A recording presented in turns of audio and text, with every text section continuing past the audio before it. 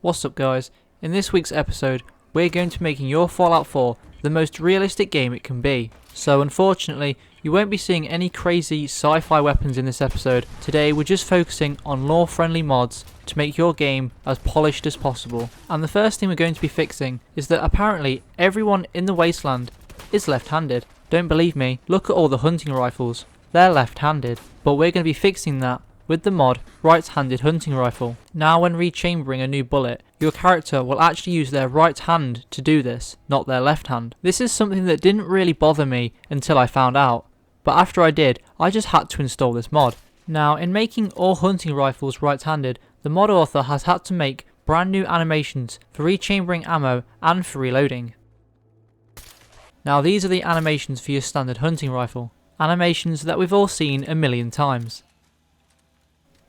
And these are the animations for the new right-handed receiver. To change the receiver from left-handed to right-handed, simply go to any weapons workbench and look under receivers. Here you can choose which receiver you want and whether or not you want it to be left-handed or right-handed.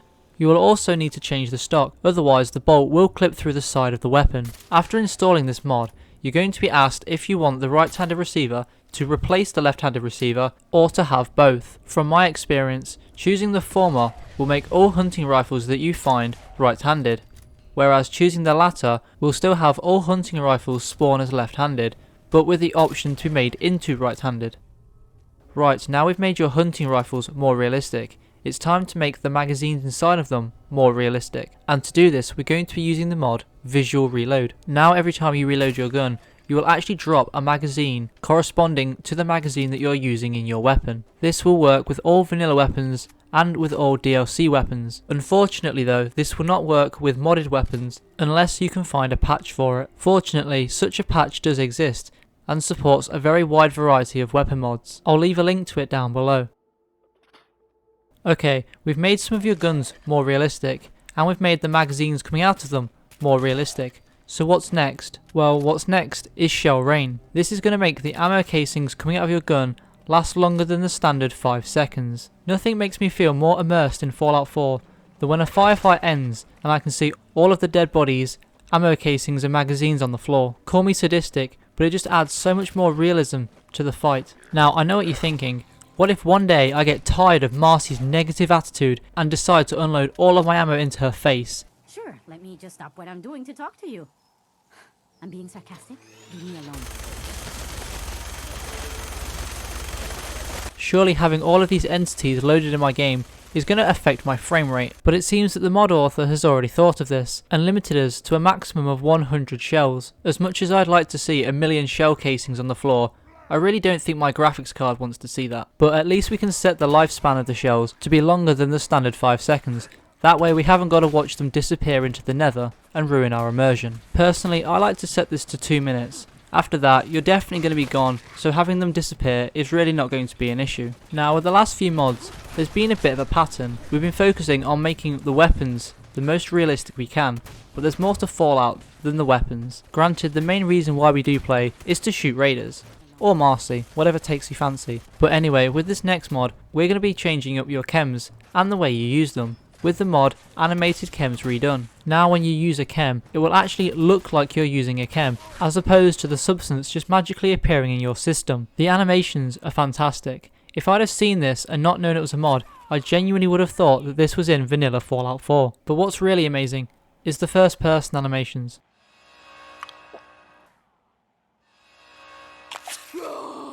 From my experience, this has worked with every single chem that I've tried, from pills, injectables and even inhalants. It even goes as far as to work on Radaway and Rad-X. Naturally, this is also going to affect the way you play. Gone are the days where you can just spam all the chems in your inventory and become an indestructible tank. Now you've actually got to plan on when you're going to use them, because whilst the animation is playing, you're still susceptible to damage and you can't defend yourself, so taking them when you're behind cover is probably your best idea.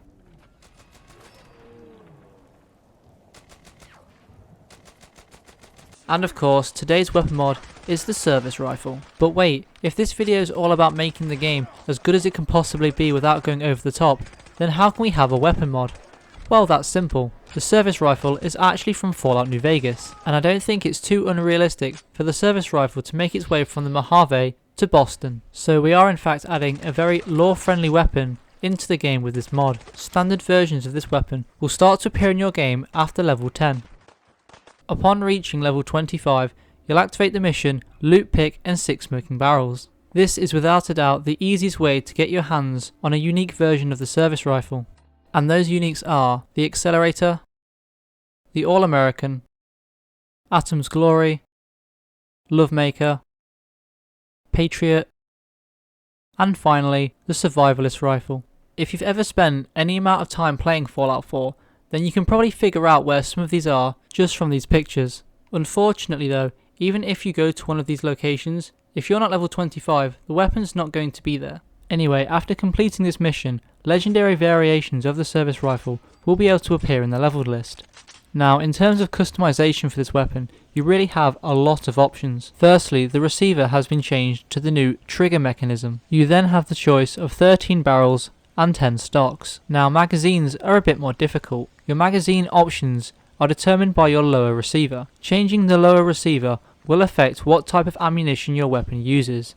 The only kind of low receiver that actually has options for magazines are 5mm and 5.56. Changing the upper receiver will affect things like damage, action point use, and your sight options. Now, in terms of sights, you have everything from reflex sights to long range scopes. Honestly, this is one of the most customizable weapon mods I've ever downloaded. And the attention to detail is insane. For example, each type of ammunition this weapon uses has its own unique sound.